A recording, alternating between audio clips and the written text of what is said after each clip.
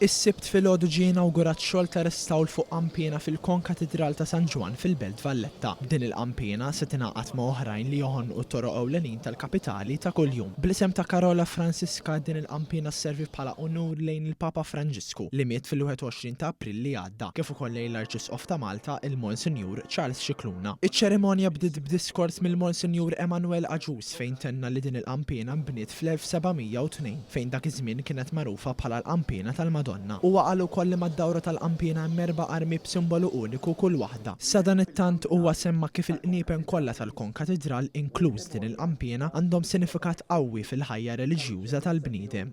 Hija qampina li ċertament il-qniepel l-iskop tagħhom huwa li jfaħru lill-Alla li jsejħu l-Alla il-poplu għall-liturġija għaliex dan huwa mhux biss post storiku u qaddis imma wkoll post ta' liturġija, allura il-qniepel għandhom funzjoni kbira fil-liturġija hija l-evanġelizzazzjoni, mhux bil-kliem imma li tmiss il-qalb u li tmiss is-sentimenti ta' min jismagħhom. Preżenti wkoll għall-inawgurazzjoni kien hemm il-Ministru għall-Wirt Nazzjonali Owen Bonnici fejn iddeskriva l-qampina fil-Konkatedral bħala qampina unika f'Tempju Majestus. Huwa temm jgħid kif jittama li meta tindaq din il-qampina tfakkar fit-tama u l-paċi qalb il-Beltin u lilin.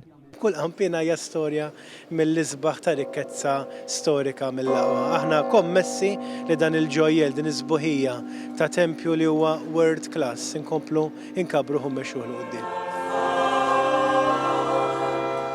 Iċ-ċerimonja ntemmet bil-barka mill-Arċisqof Charles Scicluna u bl-ewwel daq ta' din il-qampina.